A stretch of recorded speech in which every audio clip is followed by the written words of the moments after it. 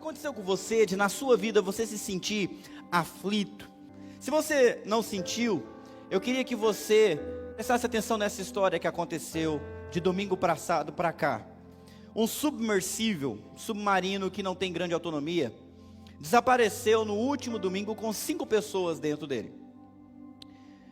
Eles estavam indo visitar o naufrágio do Titanic. Então isso aconteceu, a gente estava aqui louvando e isso estava acontecendo. Eu queria que você se imaginasse dentro de um espaço do mais ou menos do tamanho de uma van. É esse o tamanho desse submarino, descendo a uma profundidade no meio do mar a 3.800 metros. Está imaginando? Para você ter uma ideia, a luz do sol desaparece por volta de 915 metros de profundidade. A única iluminação que você teria ali seria a iluminação da sua lanterna, mas ela se ilumina daqui a ali. Esse submersível não tem escotilha ou qualquer outra maneira de ser aberto por fora.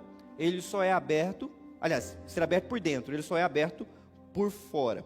E uma vez fechado, as pessoas que estão ali, no máximo 5, têm 96 horas de oxigênio. Então o passeio aconteceu milhares de vezes, milhares de exagero, né? Mas muitas vezes, aconteceu, muita gente desceu lá, usando esse submarino. Então a gente falou, nossa, que povo doido. Não, eles faziam isso todo final de semana, ok? E, para te deixar mais assustado ainda, imagina a situação. Lá no fundo do mar, a 3.800 metros de profundidade, a pressão equivale a 400 vezes a pressão que o nosso corpo sente no nível do mar. No nível do mar, a pressão atmosférica é de 1 quilo. 1 quilo. O que significa que em cima da sua cabeça, ali, espalhado no teu corpo, você está sentindo, é claro que você não percebe, 1 quilo de ar, que é a coluna de ar que está em cima de você, até lá na atmosfera. Você nem percebe isso, que já nasceu com esse peso, então você não percebe que está carregando ele. Mas quando você afunda, a cada 10 metros, aumenta o peso de uma atmosfera. E o que acontece é que eles estavam com uma pressão de 30 atmosferas, o equivalente a 45 toneladas sobre eles.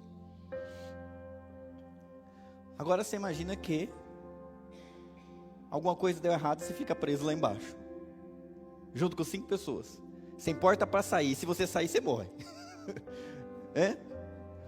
96 horas de oxigênio, o tempo correndo. E pior, o submersível, ele tem um sistema de segurança que deu 24 horas, ele solta o lastro, ele solta o peso e boia. Mas mesmo que ele boie, se ninguém achar e abrir o submersível, acabou o oxigênio. Bom, eles ficaram presos lá, domingo, segunda, terça. Quarta-feira a gente já estava aflito, porque na quinta-feira de manhã era o prazo para o oxigênio acabar. Eu estava pesquisando, o maior resgate assim, que demorou mais tempo foi em 1973, com um submersível chamado Pyxis III. Ele ficou preso no fundo do mar por 76 horas lá na Irlanda. Ele foi resgatado por submarinos apenas 12 minutos antes do oxigênio acabar. Os caras foram salvos. A profundidade nesse resgate era 480 metros. Aqui, 3.800. 8 vezes, mais de 8 vezes. Vocês acompanharam as notícias, não? Você se coloca no lugar?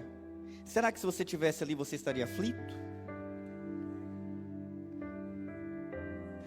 Se você consegue imaginar-se nessa situação, então você pode ter uma ideia do que é estar aflito e angustiado. Agora, você não precisa estar naquela situação para descobrir os sentimentos da aflição e da angústia. Basta enfrentar uma situação que você considere grave e para a qual você não esteja percebendo nenhuma solução no momento. E quando a gente enfrenta aflição e angústia, nós perdemos as forças e fica muito difícil recuperar essas forças. Ainda assim, a mensagem de hoje será essa aí. Quando você estiver aflito, Razak, que significa? Vamos lá, pessoal? Seja forte. Vamos orar? Senhor Deus, nós já pedimos a tua ajuda e queremos agora reiterar o nosso pedido. Muitas vezes nós nos encontramos aflitos, mesmo que não estejamos presos no fundo do mar, nós nos sentimos presos numa situação, numa fraqueza, num problema, e nessas horas, ó Deus, a gente perde a força, perde o ânimo.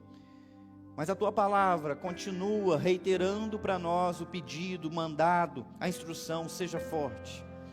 Que o Senhor venha nos ensinar nessa noite como podemos ser fortes mesmo no meio da aflição.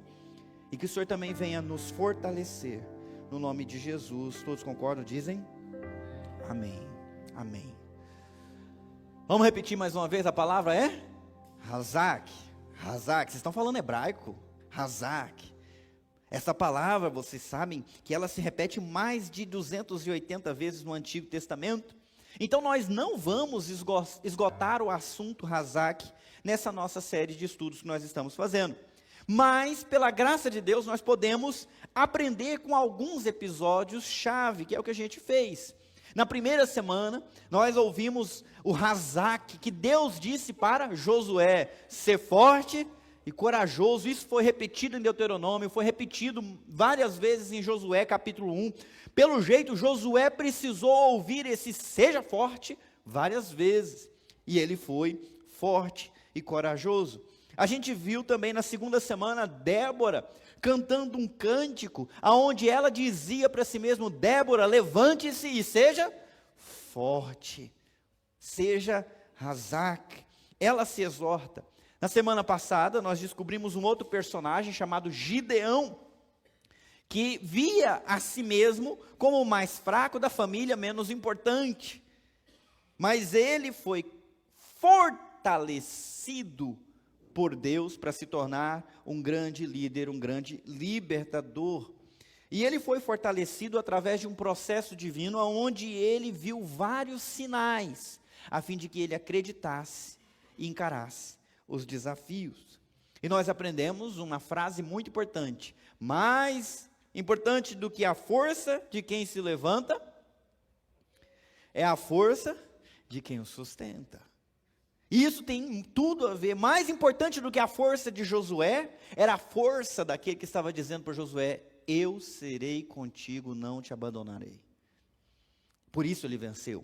Mais importante do que a força e a determinação de Débora, foi a força de Deus em Débora, com Débora.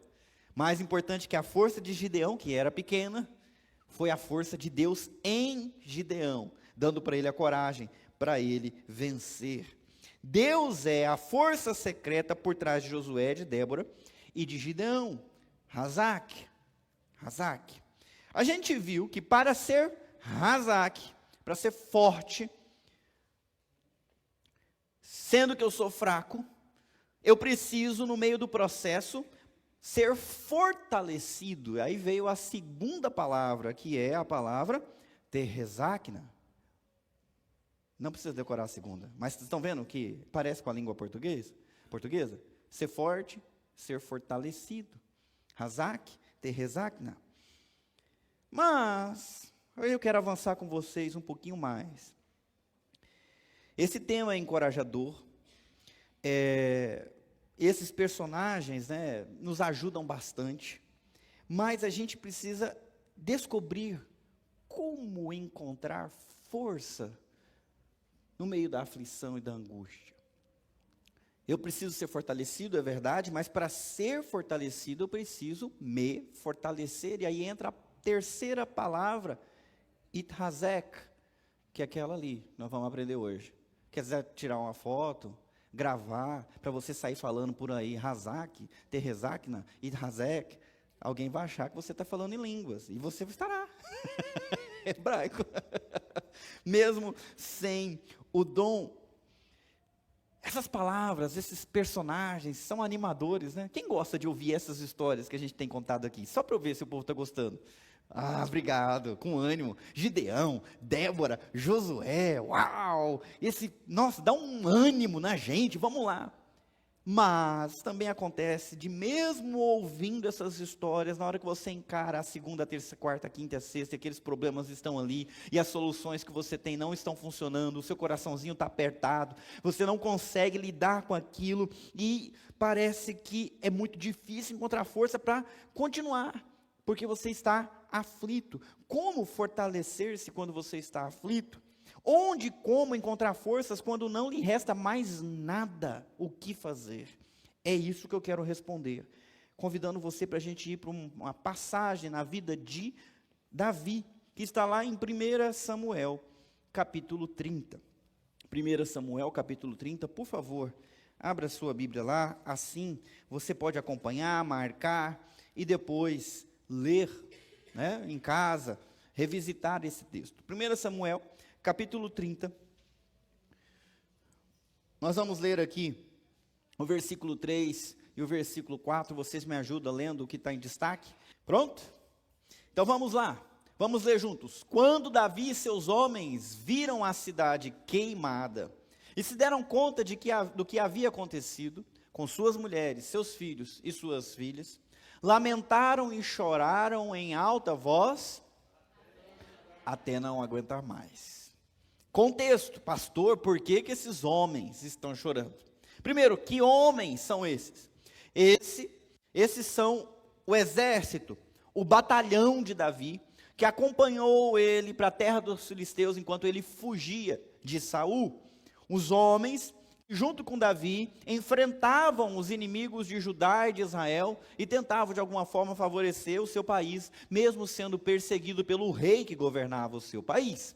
Davi vivia como proscrito, como um fugitivo. Ele estava sendo perseguido na sua terra natal, então ele teve que se exilar na terra estrangeira, e muitos foram com ele. Ele não tinha mais a primeira esposa dele, que era Mical, filha do rei, que ficou para trás. Ele levou os seus pais e colocou eles na terra de Moabe, para eles não serem perseguidos, porque o rei queria pegar ele. Então ele vivia numa terra de estrangeiros. O único consolo que esse homem tinha é que ele tinha duas esposas. Uma chamava Abigail e a outra chamava, cadê o nome dela? Está lá para frente, daqui a pouquinho a gente chega lá.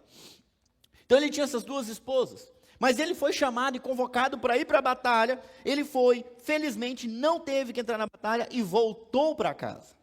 Eu queria que você também se colocasse no lugar. Cadê as mulheres que são casadas aqui? Levantem as mãos, vamos lá. Seu marido vai para a guerra, como é que você fica? Eu não estou falando que ele vai servir o exército, ele é convocado para uma batalha, aonde pessoas vão se enfrentar no campo. Como é que você fica com o seu coraçãozinho?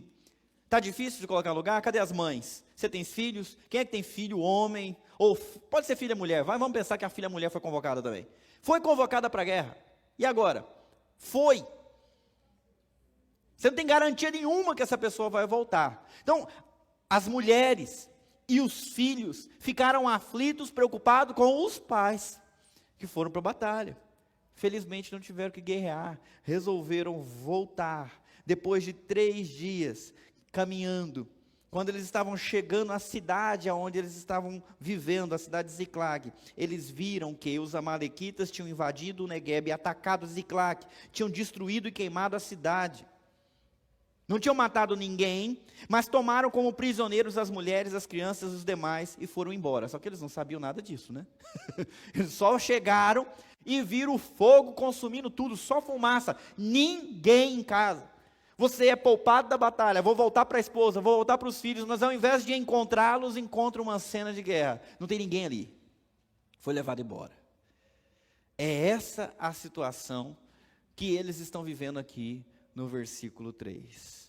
Quando eles viram, quando eles entenderam o que tinha acontecido, eles lamentaram e choraram em alta voz, até não aguentar mais. E o que se faz numa situação dessa? Chora até morrer, não é isso? Vocês conseguem mesmo se colocar no lugar? Não dói imaginar? Que situação, meu. A esposa, os filhos, a dor da perda profunda, difícil de lidar. Quando a pessoa lida com situações como essa, muitas perguntas podem surgir na sua cabeça, como por exemplo, por quê? isso aconteceu? Por que isso está acontecendo? Ou então ela começa a especular, e se eu não tivesse ido? E se fulano não tivesse falado aquilo, ou isso, ou aquilo outro? Começa a especular, pensando o que poderia ter feito de diferente para que isso não acontecesse. São os pensamentos que inundam no coração. Um outro muito comum é começar a procurar culpados. A culpa é de fulano. A culpa é de ciclano. No meio da aflição, muitos tomam direções irracionais, destrutivas. Pessoas de bem, no meio da aflição, por conta da angústia, começam a tomar uma direção ruim para si, ou então ruim para os outros, por conta da raiva, por conta da dor, por conta do inconformismo com a situação ruim que lhe atinge. Não sei qual que é a situação que você enfrenta. Talvez você esteja aflito nesse momento por algum motivo. Talvez você seja afligido no decorrer dos anos que ainda lhe faltam nessa vida. É bem possível que aconteça, afinal esse mundo é um mundo quebrado e nós passamos por aflições. O próprio Jesus Cristo diz: no mundo vocês terão aflições. Então nós passamos. As aflições nos acometem. E se você já passou por algum motivo de grande aflição, você sabe como é que você ficou angustiado. Eu me lembro que quando eu estava me recuperando do acidente de moto que eu tive em 2009, eu já não aguentava mais ficar dependendo de ninguém para fazer nada. Então eu comecei a sair pulando de um pé só, dentro do meu apartamento. E atrás de mim vinha uma mulher descabelando: se você cair, cara, você está louco? Não. E do lado dela, o meu irmão: não, você não pode fazer isso. O que isso acabou? Acabou em briga. Eu briguei com eles, dizendo: dá licença, a responsabilidade é minha. Deixa eu. Só que quem estava cuidando de mim era quem? Eram eles. Mas quando a gente está aflito, a gente não é racional. A gente faz coisas irracionais e destrutivas.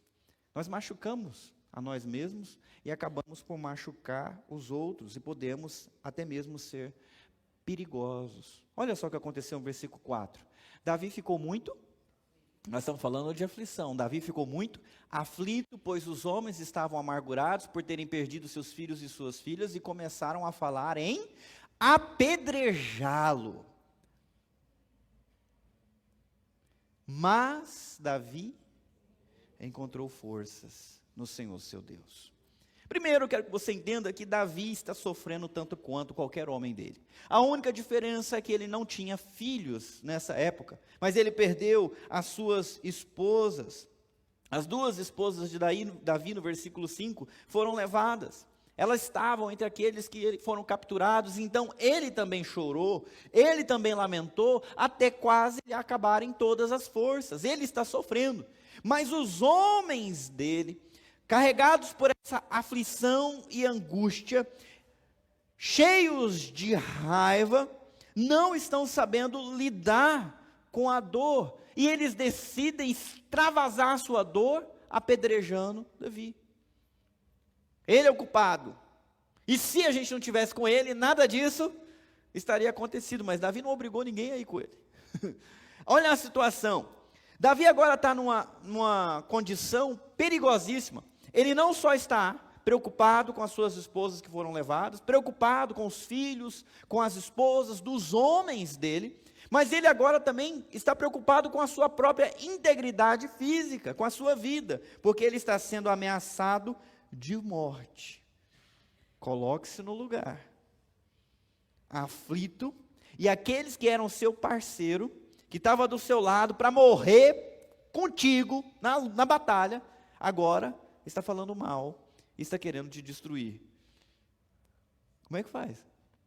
Você já passou por alguma situação assim, de se sentir traído por alguém que você confiava? Se já, faz cara de paisagem, só lembra da aflição. Horrível. Achar que eu podia confiar em alguém, agora essa pessoa está me apunhalando pelas costas. Davi está passando por isso. E isso é por conta da aflição que os homens estão enfrentando. Quando a gente passa por essa dor, por esse sentimento, a gente se sente só. Quem que eu vou confiar agora? Com quem que eu vou falar agora? Quem que vai me apoiar agora? Eu não posso confiar em mais ninguém. E aí você se sente fraco. O que eu vou fazer? Eu não aguento sozinho e não posso contar com ninguém. Desânimo pode tomar conta de uma pessoa numa situação dessa, mas a gente começa com essa adversativa no versículo 4. Davi tinha todas as desculpas para se desesperar, mas o texto diz, Davi, vamos lá pessoal, que está comigo? Encontrou forças no Senhor. Davi encontrou forças no Senhor. E como ele fez isso, é o que nós queremos saber. E nós vamos descobrir como que Davi encontrou forças no Senhor, e ao descobrir isso vai servir de instrução para nós também. E a primeira coisa que eu quero deixar como dica para você, quando estiver aflito, como encontrar forças no Senhor, ouça, apresente seus medos. Guardou? Apresente os seus medos ao seu Deus. Como é que eu sei disso? Vamos olhar para o texto. Davi escreveu assim: o Senhor é minha luz e minha salvação, então, por que ter medo? O Senhor é a fortaleza de minha vida, então, por que estremecer? Quando os maus vierem para me destruir, quando meus inimigos e adversários me atacarem, eles tropeçarão e cairão.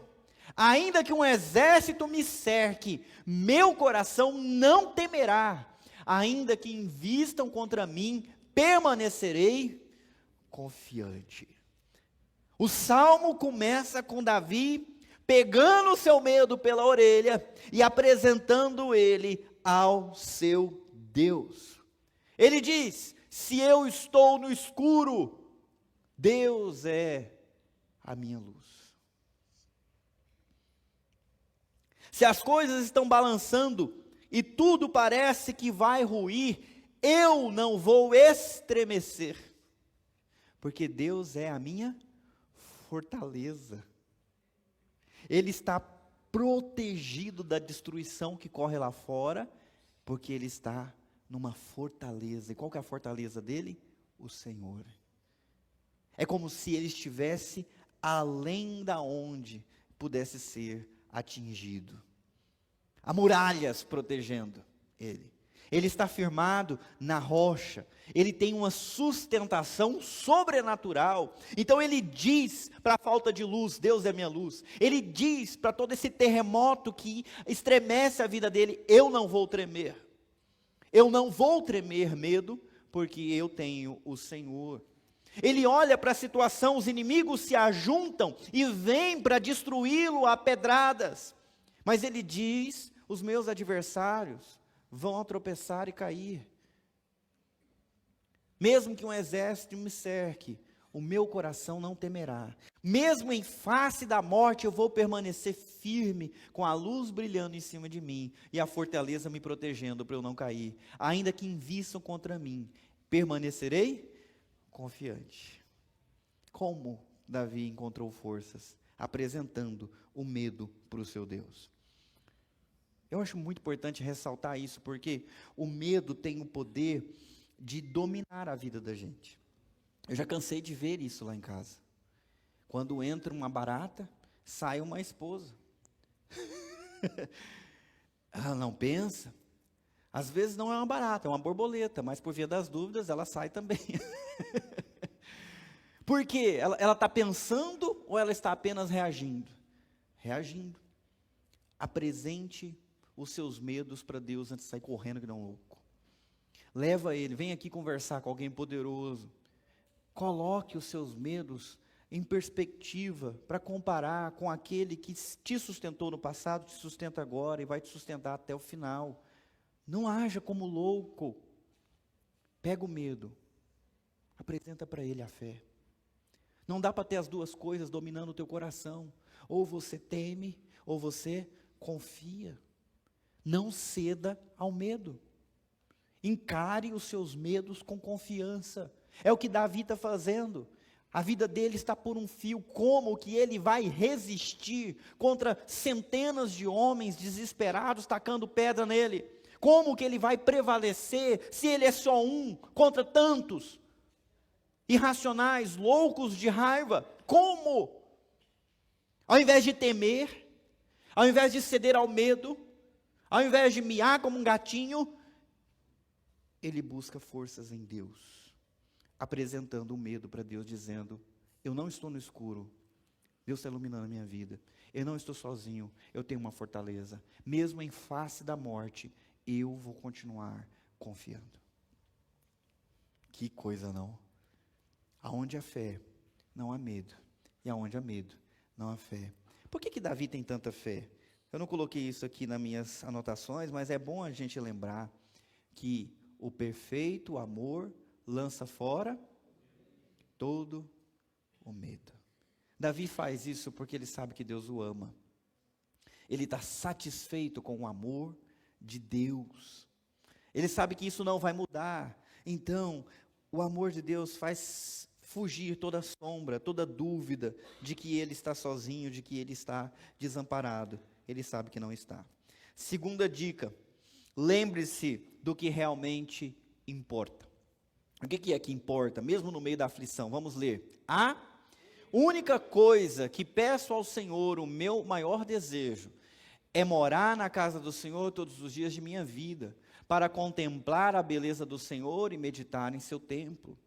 Pois ali me abrigará em tempos de aflição, e em seu santuário me esconderá em segurança, numa rocha alta me colocará. Olha o que Davi está dizendo para si. A única coisa que eu tenho que estar preocupado, não é nem com a minha integridade física, mas em adorar e louvar ao Senhor nessa situação. A única coisa que eu quero, e que eu não posso ficar sem, é a oportunidade ou a responsabilidade de estar com o Senhor todos os dias, contemplar a beleza do Senhor todos os dias e meditar nessa presença do Senhor todos os dias. Eu preciso ressaltar isso para vocês, porque às vezes a gente acha que é o contrário. Nós precisamos de salvação, nós precisamos de libertação, nós precisamos de prosperidade, nós precisamos de cura, nós precisamos de paz, nós precisamos de justiça, nós precisamos de intervenção. Tá certo, a gente precisa de tudo isso. Mas se tirar tudo isso, você ainda fica bem. O que você precisa de verdade é entender o teu propósito como ser criado por Deus. O homem e a mulher, o ser humano, foi criado com um objetivo específico, que é... Primeira pergunta do catecismo. Falei hoje de manhã na escola dominical, quem perdeu não sabe, né? Qual que é o fim principal do homem? Amar a Deus, se satisfazer nele para sempre. Isso você não vai querer perder de jeito nenhum. Não adianta ter tudo e não ter isso. Porque todo mundo que tem tudo e não tem isso, vai viver separado de Deus em eterno sofrimento. Não terá valido a pena nada do que ele tem. Agora aquele que viveu sem nada, e até a morte encarou, sem blasfemar contra Deus, com fé, esse vai amar a Deus e satisfazer-se nele para sempre, vai ser plenamente satisfeito. O mais importante não é o que você está sentindo, não é nem a sua vida. O próprio Davi fala: a tua graça é melhor do que a vida. Antes de pensar na sua integridade, pense na sua fidelidade, e louve a Deus no meio da confusão. Peça o mais importante: Deus, não me deixe abandonar a fé, não me deixe abandonar o prazer no Senhor, porque nesse instante o que mais importa é o Senhor, ponto e acabou. A única coisa que eu quero estar preocupado é estar na sua presença, te louvando, te servindo. Tem mais um versículo aqui: então manterei a cabeça erguida acima dos inimigos que me cercam, em seu santuário oferecerei sacrifícios com gritos de alegria, cantarei e louvarei o Senhor com música. Ele está dizendo: eu vou manter a minha cabeça erguida, porque ao invés de fazer o que é errado, ao invés de ficar desesperado, a única coisa que eu quero é manter-me fiel ao meu Deus e Criador, adorando Ele na hora que as coisas estão boas, adorando Ele na hora que as coisas estão ruins. Eu vou encarar os meus inimigos de cabeça erguida, porque eu não deixei de fazer isso por nada que eles tenham feito contra mim. Eu continuo amando o meu Deus, servindo o meu Deus, e pasmem, querendo cantar, louvar com música. Eu sei que para nós, na nossa imaturidade, às vezes é difícil. Às vezes eu fico olhando vocês, louvando, e imaginando o que vocês estão passando. Porque quando a gente está mal, é difícil, né? Cantar uma música de alegria, cantar uma música de louvor a Deus, um coraçãozinho apertado. É por isso que Davi fala, a única coisa que eu peço é isso, que eu louve ao Senhor, que eu continue louvando ao Senhor, porque foi para isso que eu nasci, é para isso que eu existo. Eu queria te dar esse incentivo, meu irmão, minha irmã. Venha para o culto e não perca a oportunidade de louvar o Senhor.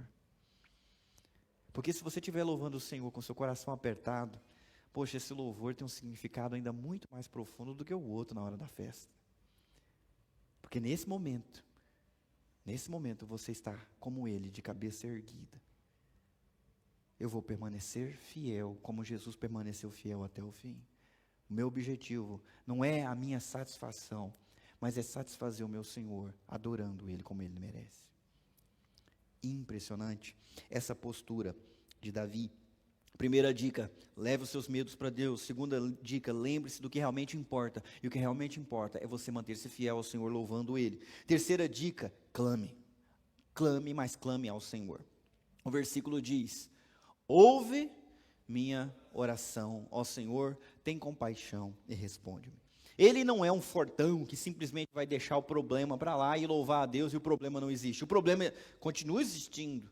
Então, agora que ele falou, mais importante é eu continuar servindo o Senhor e adorando o Senhor, ele fala, agora, Senhor Deus, atenta, me ajuda, eu preciso da tua resposta, eu preciso que o Senhor ouça a minha oração. Ele faz isso por algumas razões muito simples. Deus tem ouvidos para ouvir. Por que ele pede? Porque ele sabe que Deus é um Deus verdadeiro. Tem um texto bíblico onde Deus se compara com os deuses falsos feitos de barro, ou de pedra, ou de pau, dizendo, vai lá clamar, porque ainda que vocês façam ouvidos neles, eles não ouvem. Ainda que vocês coloquem olhos neles, eles não veem. Mas nós temos um Deus vivo, que tem os seus ouvidos atentos para ouvir a oração, e tem os olhos abertos para enxergar. É por isso que ele clama a Deus, pedindo ajuda. E ele fala, tem compaixão. Ótima pedida, porque a Bíblia diz que o nosso Deus é um Deus compassivo. Tem como pedir isso para uma pessoa mais certa do que para Deus? Tem compaixão de mim? Deus é cheio de compaixão. Por isso ele pede ajuda. E ele ainda fala, responde-me. Também está certo. Porque só esse Deus tem boca para responder. Os outros são de mentira. Eles não respondem. Esse Deus responde e ele fala. Não está aí no texto. Mas também tem uma outra coisa importante. Na situação que ele está, quem é a única pessoa que pode salvá-lo? É Deus também. Deus também é o único que tem o poder para intervir em favor dele. Então, a terceira dica, para você encontrar forças, ser fortalecido no meio da aflição, clame ao Senhor, apresente ao Senhor os seus problemas, peça para Ele para ter misericórdia, para te ouvir e para te responder, porque Ele ouve, Ele responde, Ele fala e Ele tem poder para fazer o que Ele quiser.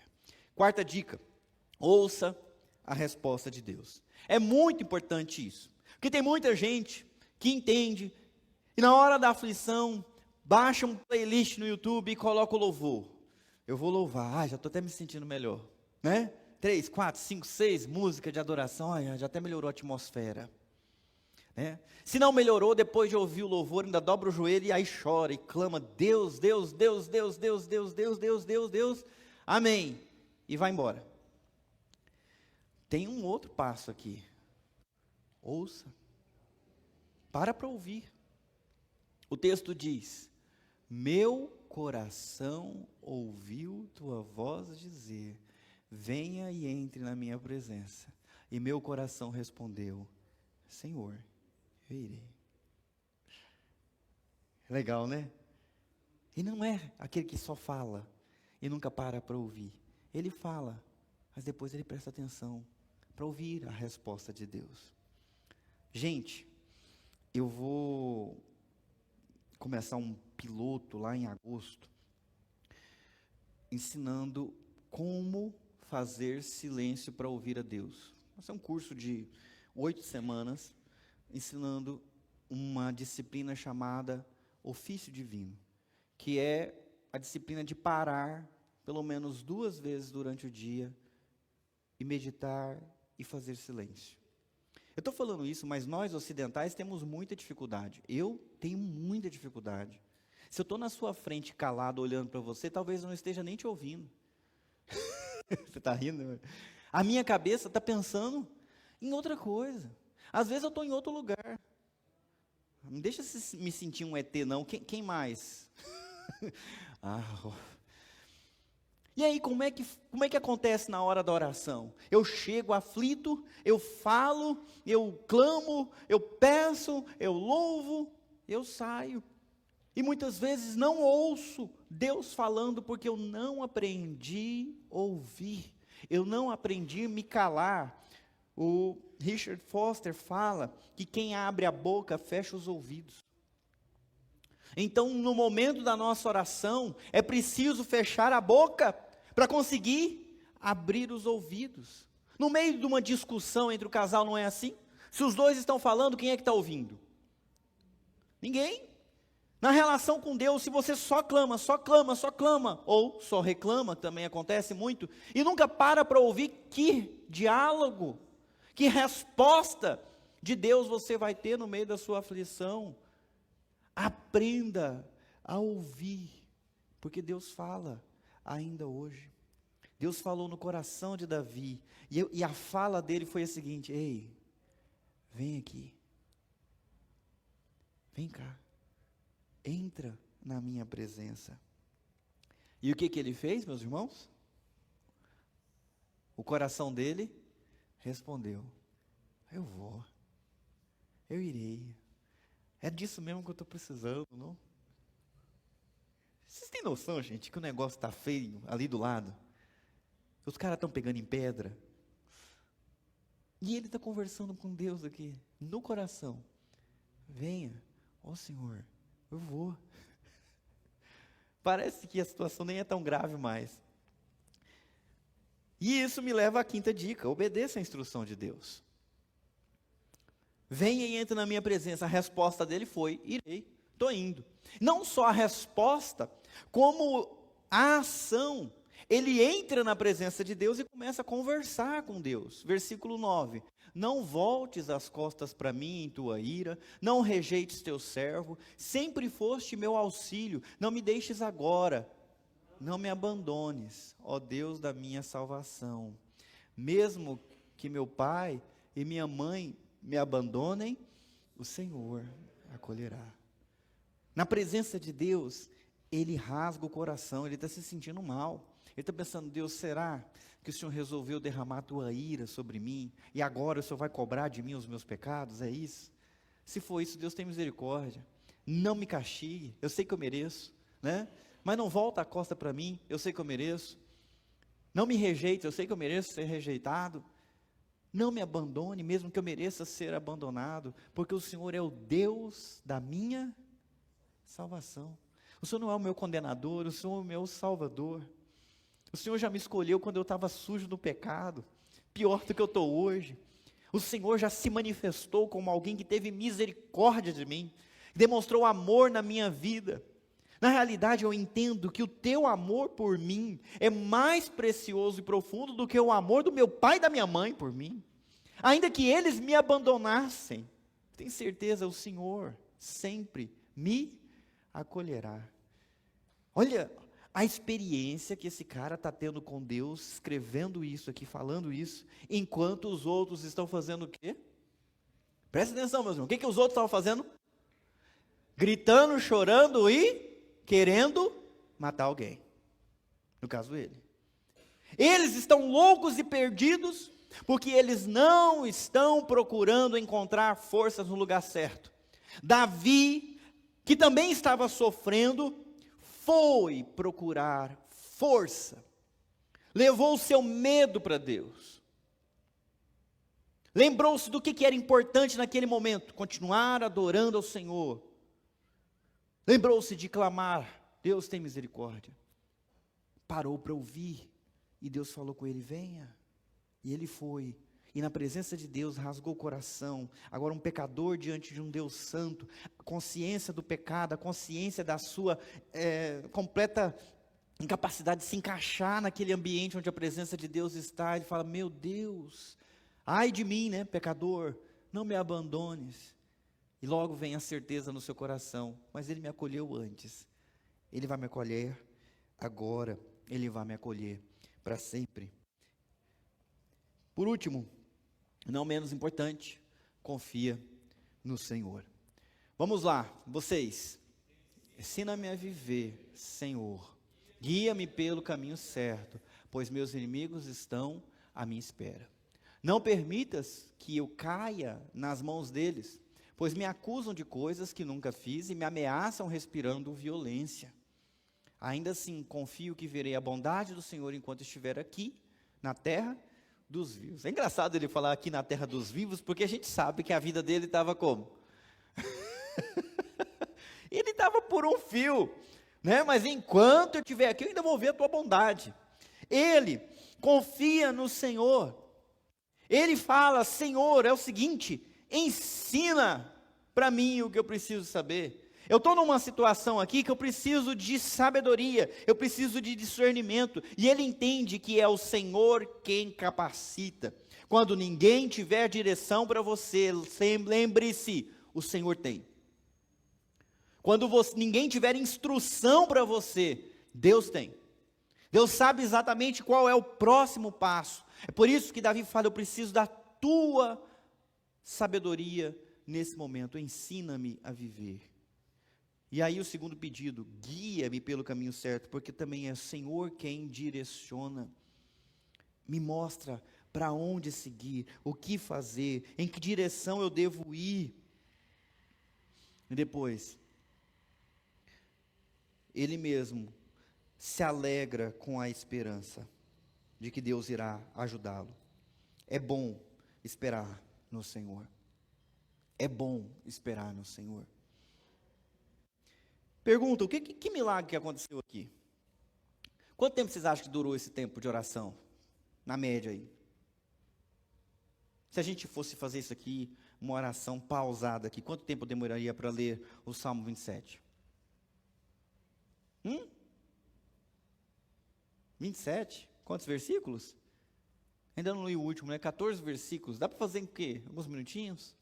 Talvez até segundos, se eu ler rápido. Vamos considerar que ele gastou mais tempo.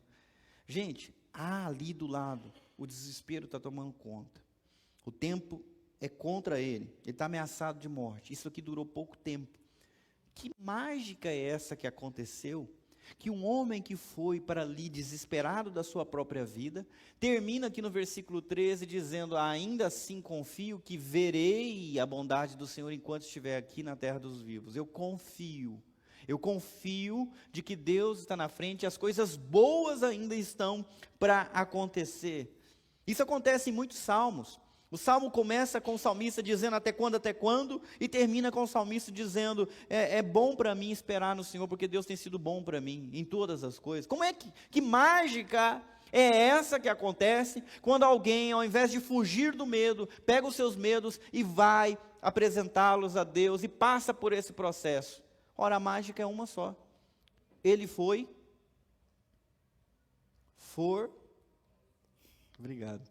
fortalecido. Vamos ao último versículo. Espere pelo Senhor e...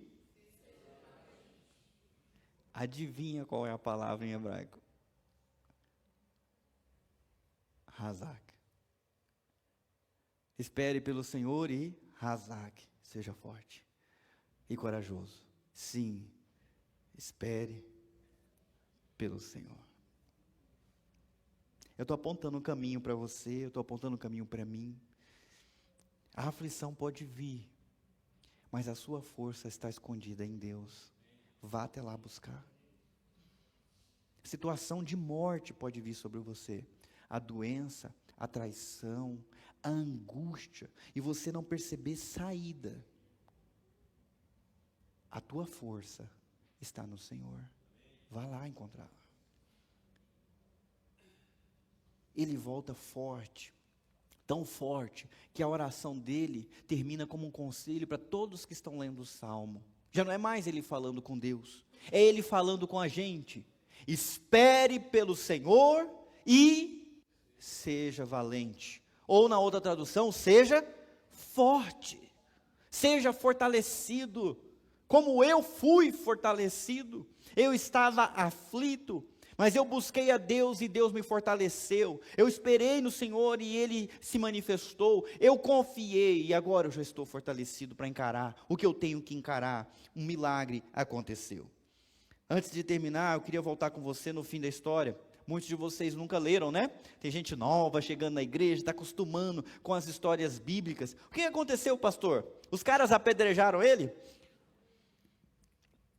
O que aconteceu é o seguinte: fortalecido pelo Senhor, Davi mandou chamar o sacerdote, mandou consultar a Deus sobre o que ele devia fazer, e perguntou: nós devemos perseguir esses inimigos? E Deus respondeu: persiga, mas nós vamos vencer. E Deus disse: vocês vão.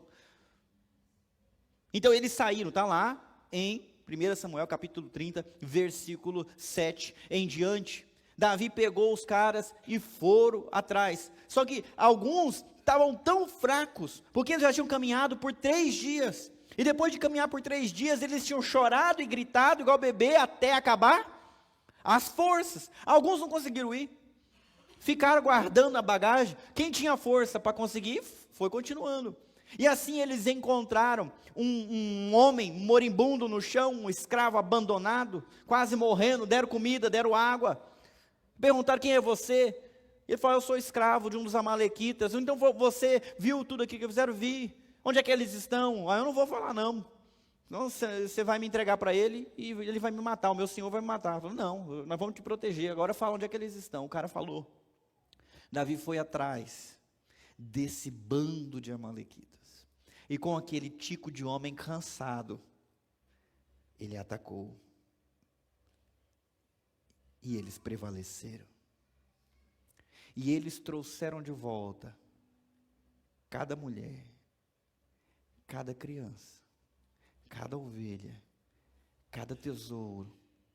Não só o deles, mas todos os outros tesouros que esses amalequitas tinham roubado. Mas tudo isso virou no instante em que, ao invés de se desesperar, Davi foi encontrar forças no Senhor. Como ser fortalecido? Leva os seus medos até Deus. Não deixe a sua alma sucumbir diante deles. Apresente-os àquele que é a sua luz. Saia da sombra, saia das trevas. Acenda a luz. Quando tudo estiver tremendo, se refugie na fortaleza que o Senhor é. Amém? Azaque, quando estiver aflito, seja forte. Seja forte. Só para constar, aquela aflição daquelas pessoas dentro daquele submarino talvez não tenha acontecido, porque eles morreram sim, mas morreram em menos de centésimos de segundo. Eles nem sentiram nada. Eles nem perceberam o que aconteceu. Tá? Só para você se acalmar, né? Porque tem gente que se coloca no lugar e fica aflito agora, não vai querer nem andar de elevador mais. Calma. A história deles acabou, a nossa continua. Voltando para a história de Davi. O que aconteceu com Davi também acontece com a gente? Ou isso é uma história que aconteceu só com Davi? Porque Davi era um homem segundo o coração de Deus. Davi enfrentou Golias, eu não enfrento Golias. Davi era um homem de fé, eu sou um homem fraco. Davi era um homem que louvava, eu canto muito mal. Davi tocava harpa, Davi era rei, eu sou ninguém. Nessas horas, às vezes a gente se compara, se menosprezando, como se Davi fosse alguém muito mais especial do que nós. Eu vou dizer a verdade para vocês: Davi era um homem pecador. Davi foi assassino, Davi foi adúltero. Talvez você não tenha feito isso que Davi fez. Na realidade, Davi era pecador, você é pecador. O fiel da balança aqui não é o pecador, mais pecador ou menos pecador. O fiel da balança aqui é Deus. O mesmo Deus de Davi é o nosso Deus. O mesmo Deus que fortaleceu Davi é o Deus que nos fortalece. Será que nós passamos por situações como a que Davi enfrentou nesse texto? Ah, meu irmão, todo santo dia um condenador se levanta contra você diante de Deus, o juiz de toda a terra, dizendo: ele não presta, ela não presta. Você fica aí mandando o seu filho, você fica abençoando ele, abençoando ela, poupando ele, poupando ela, mas não presta. Olha esse pecado, olha aquele pecado, olha a falta de fé. O acusador quer a sua destruição, quer a sua condenação, e ele busca isso com ira contra a sua vida. Não pense que isso não está acontecendo. Está acontecendo nesse instante. Nós temos um inimigo das nossas almas que apedrejaria cada um de nós, se ele pudesse. Então ele fica batendo lá, acusando, como ele fez com Jó. Ele tem boas razões para ser fiel, você abençoa ele demais. Deixa de abençoar um pouquinho para você ver o que ele vai fazer. Ele vai amaldiçoar na sua cara. E essas acusações sobem o tempo todo. Satanás gostaria que você pagasse pelo que fez e pelo que não fez. Mas muito antes de você clamar, muito antes de você entender que precisava de um protetor, Jesus Cristo veio ao mundo para clamar por você, para interceder por você. Jesus veio e disse várias vezes para os seus discípulos, e vale para a gente também: não tema, não tema. Eu queria dizer essa palavra em nome de Jesus para aqueles que estão aflitos aqui nessa noite. Não eu, Jesus, ok? Não tema. Não tema, eu estou com vocês. E em relação à condenação, ele disse lá na cruz: eu estou pagando tudo, está consumado, já não há nenhuma condenação para aqueles que estão em Cristo. Satanás não tem mais autoridade para pedir castigo nenhum, porque Jesus levou sobre si o castigo, Jesus levou sobre si a ira, Jesus levou sobre si a completa condenação. Não há nenhuma acusação que se sustenta contra aqueles que lavaram as suas vidas no sangue do Cordeiro e foram redimidos pela fé e pela confiança na obra de Jesus Cristo. Muito antes de você entender, isso já estava acontecendo, e Jesus já estava registrando para a eternidade as suas palavras para os aflitos: venham a mim, todos vocês que estão cansados e sobrecarregados, e eu vos aliviarei. Eu queria que você ouvisse esse chamado, como Davi ouviu o chamado no coração e diz: eu vou, eu estou precisando, Deus é minha força. Eu quero que você responda isso nessa noite, amém? Vamos fechar os nossos olhos. Só o teclado, o silêncio, você e Deus. Pega a sua aflição e apresenta para Ele. O que é que está te afligindo? Qual que é a amargura? Qual que é a dor? Qual é a situação que você não consegue enxergar a saída? Fala para Ele no seu coração nessa hora. Pede para Ele: Deus, tenha misericórdia de mim. Eu preciso do Senhor. Eu preciso da sua luz. Eu preciso da sua direção. Eu preciso de uma força que eu não tenho, mas o Senhor tem. Ouve minha voz. Ouve o meu clamor.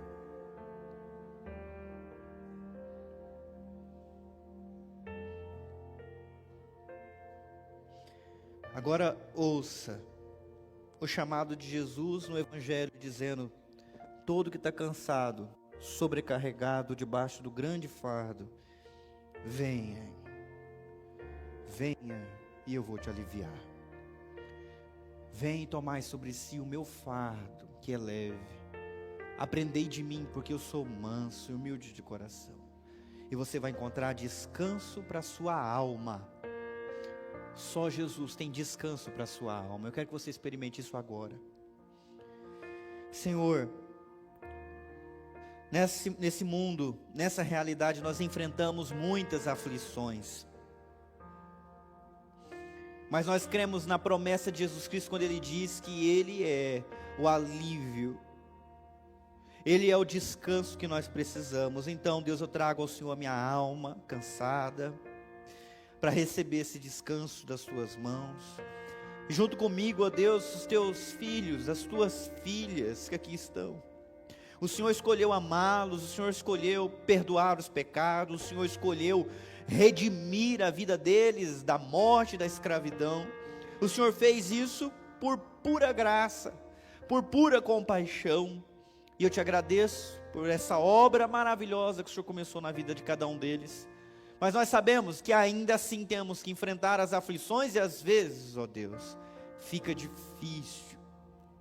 Eu peço que nessa noite, através dessa palavra, que eles venham sentir a Tua voz, o Teu toque e o Teu alívio nesse instante. Renova, Deus, a força do cansado, renova o vigor daquele que está desanimado, nos coloca de pé, firmes na rocha que é o nosso Senhor Jesus Cristo. Que confiança nós consigamos continuar louvando o Senhor, amando o Senhor e nos satisfazendo nas Tuas promessas, na Tua glória, exaltando o Teu nome em tempos bons e em tempos ruins, certos de que se o Senhor quiser nos livrar, o Senhor nos livrará. E se o Senhor não quiser nos livrar, nós já fomos livres da morte e do inferno e vamos experimentar uma vida eterna, abundante, cheia de paz para sempre. Então nós já somos mais que vencedores, Senhor. Nos ajuda, Deus, nos apropriarmos dessas promessas para podermos encarar mais uma semana, no nome de Jesus. Irmãos, que a graça do Senhor Jesus Cristo, que o amor de Deus o Pai e que o poder do Espírito Santo venha renovar a força de todos, mantendo-os de pé até a volta do nosso Salvador. Amém.